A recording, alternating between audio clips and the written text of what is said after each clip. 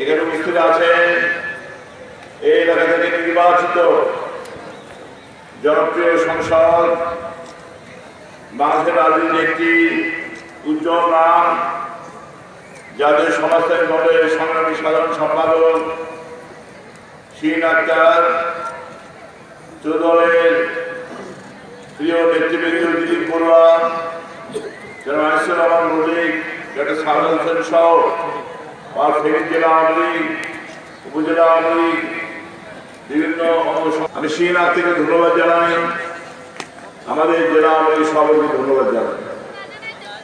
আমি কিছুক্ষণ আগে এসে ফেনী হাসপাতালকে পঞ্চায়েত বেডের হাসপাতালে রূপান্তর করার কাজ শুরু করে দিয়েছে ইনশাআল্লাহ।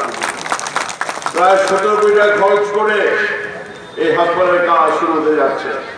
এছাড়াও পরিবার পরিকল্পনা কয়েকটি প্রকল্প আমি উদ্বোধন করেছি। সংবিধান অনুযায়ী এমনকি গতবছর বলেছিলেন স্বরাষ্ট্রমন্ত্রী সহ 5টি মন্ত্রণালয়ের দায়িত্ব নেন বেগম জিয়া নির্বাচনের সময় করি, কিন্তু বেগম জিয়ার দল আপনারা জানেন জ্বালাপড়া শুরু করলো, মানুষকে হত্যা করলো, নির্বাচন বন্ধ করার জন্য দুই চক্রান্তে ইঙ্গিতে সেদিন জ্বালাপড়া শুরু করেছিল। আমার সাংবাদিক বন্ধুরা আছেন, ফুলগাজী ফেনীর জনগণ এখানে আছে। যদি নির্বাচন না হতো এখানে আমি জনসভা করতে পারতাম না, কোন মন্ত্রী এখানে আসতে পারতো না, কোন এমপি এখানে থাকতে পারতো না।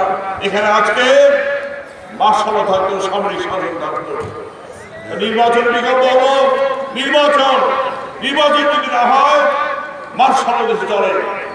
শেখ হাসিনা মার্শাল বন্ধ করেছিল, জনগণকে বীজ কারবার হচ্ছে, এলাকার উন্নয়ন হচ্ছে। নিজামাবাদ এমপি হয়েছে ফেনী, আজ ফেনী উন্নয়ন হচ্ছে। উন্নয়ন ছাড়া তো দেশ চলতে পারে না, মন্ত্র ছাড়তে থাকে। সেই মানুষে দুদিন আগে নির্বাচন হয়েছে। ডক্টর নাদিম সেই সরকারের নির্বাচন হলো। আজ থেকে 5 বছর আগে খালেদা নির্বাচন হয়েছে, কংগ্রেস অধীনে নির্বাচন হয়েছে, কংগ্রেস হেরে গেছে, মোদী জয়লাভ করেছে। আমেরিকায় প্রেসিডেন্ট ওবামা যখন ক্ষমতায় ছিল তাও যে নির্বাচন হয়েছিল, তার কেন্দ্রে হিলা